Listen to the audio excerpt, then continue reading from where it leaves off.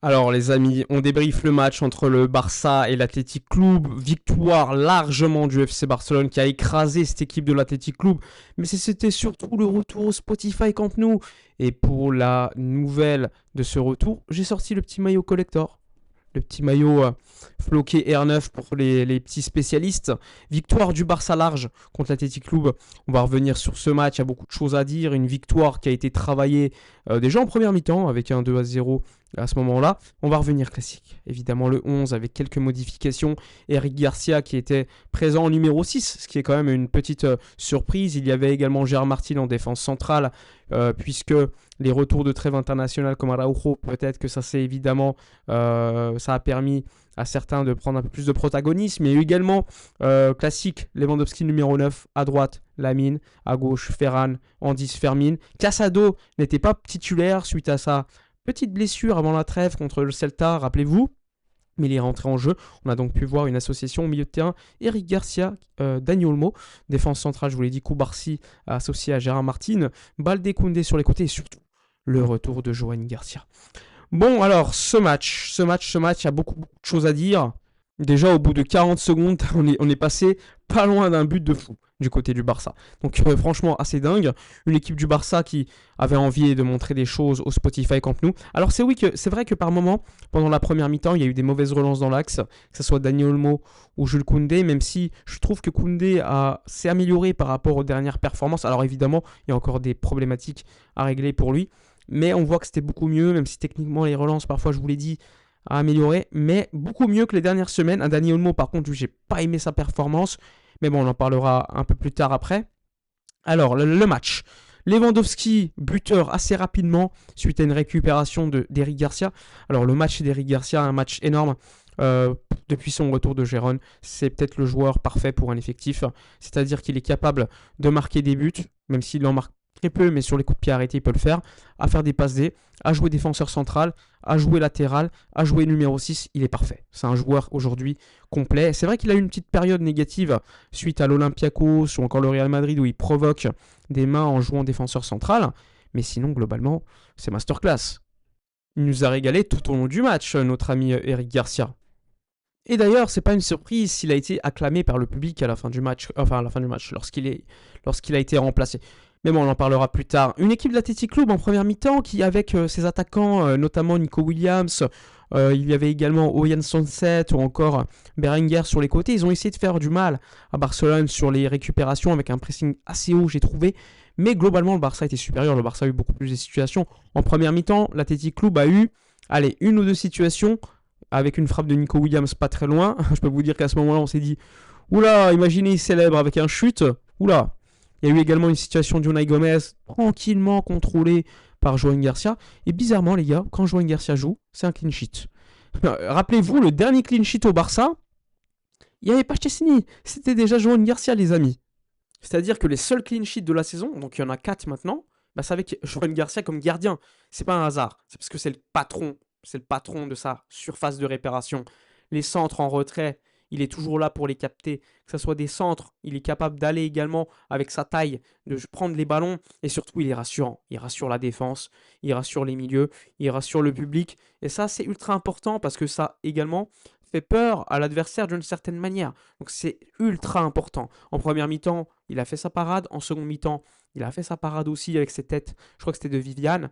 Mais globalement, encore une fois, Johan Garcia ultra important dans cette équipe. Globalement, alors, première mi-temps, je vous l'ai dit, on attendait peut-être un peu plus de Dani Olmo ou encore aller de Jules Koundé. Mais globalement, un Barça dominateur, un Barça qui va mener au score avec un Robert Lewandowski, le joueur de légende qui est Robert, les gars.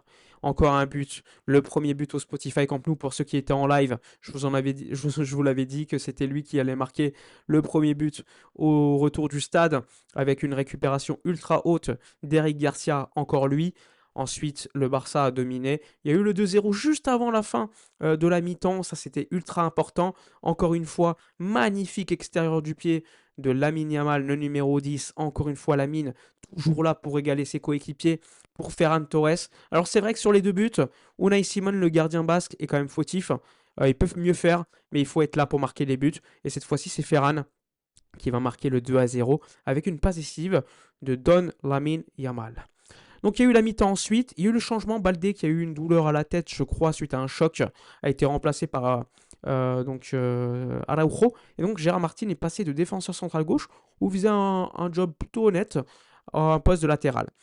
Ensuite, il y a eu le 3-0, le 3-0, une nouvelle fois, une récupération haute d'Eric Garcia. Il n'aura pas la passe décisive, il ne sera pas accrédité de celle-ci parce que c'est contré par Viviane pour Ferminator. Fermin, encore une fois, Fermin au pressing, Fermin à la passe, Fermin au but, jeu joueur parfait, petit salaire, toujours là pour régaler ses coéquipiers, toujours là pour mettre le pressing, la mentalité. Et ça, c'est un joueur ultra important. C'est un joueur capital dans une équipe. Et heureusement, le Barça l'a gardé. Heureusement, le Barça ne l'a pas vendu. Et encore moins au prix qu'on pouvait entendre. Les gars, c'était absolument ridicule. On parle d'un joueur aujourd'hui qui est ultra important au Barça. Buteur pour Fermin, d'ailleurs MVP du match à la fin. Donc c'était largement mérité. Pour moi, c'était soit Eric, soit lui.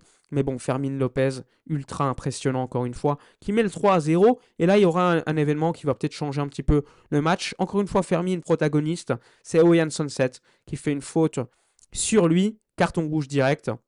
Bon, après le check VAR quand même, mais carton rouge. Et le Barça va finir à 10 contre 11 face à une équipe de l'Athletic Club qui va faire les changements. Nico Williams va sortir. Il n'y aura pas Iñaki qui a été blessé. Mais ouais, l'équipe de l'Athletic Club a fait beaucoup de changements ensuite parce qu'il n'y avait rien à faire face à ce Barça. Un Barça qui les a écrasés, un Barça qui les a mangés, un Barça qui avait la mentalité au Spotify Camp Nou. Et on peut chanter ensemble avec les frères Williams, le Athletic Win.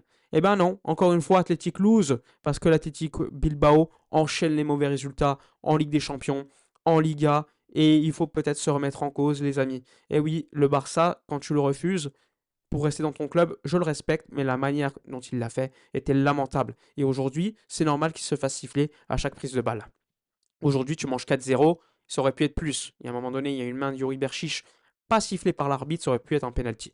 Le Barça va continuer à mettre le 4-0, le 4-0 passe D de Lamine Yamal, encore une fois pour Ferran, un Ferran qui va pas faire un bon match, globalement, enfin, il va faire un match normal quoi, mais il va te mettre un doublé, 4-0, double passe D de Lamine Yamal, et une équipe de Bilbao qui peut rien faire, qui s'est fait manger, et surtout à noter la rentrée de Rafinha à la fin, 81e minute, au bout de 2 minutes, il te fait une frappe qui passe pas loin des buts.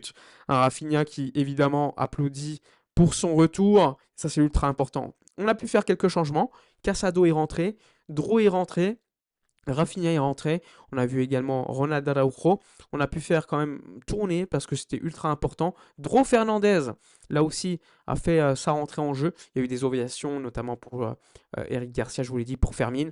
On a vu sur le banc De Jong, Gavi, ou encore, c'était qui le troisième larron Je crois qu'il y avait Gavi, De Jong et Pedri. Voilà, les trois qui étaient présents sur le banc pour observer le match. Ils ont dû se régaler. Ils ont dû se régaler. Là, tu te dis, oh là, l'effectif du Barça est absolument dingue si tu ajoutes en plus ces trois-là. Donc ouais, défensivement, plutôt solide, plutôt honnête. Pas beaucoup de situations encaissées. Bon, après le 10 contre 11, c'était logique, mais même à 11 contre 11, ça allait. Le Barça a dominé. Un Robert Lewandowski de légende, même si par moment, les Timberland, il prend trop de temps pour prendre une décision, mais globalement, c'était un bon Barça. Évidemment, à noter parfois la prise de décision de Dani Olmo à critiquer dans son rôle de relayeur, qui était un rôle différent de d'habitude. Un Koundé qui, je vous l'ai dit, est monté en puissance défensivement. Pour moi, il a mis dans sa poche Nico Williams. Donc c'est quand même à noter. Ça, c'est à noter. Il a dû changer de côté le Nico Williams pour faire la différence, enfin essayer de la faire.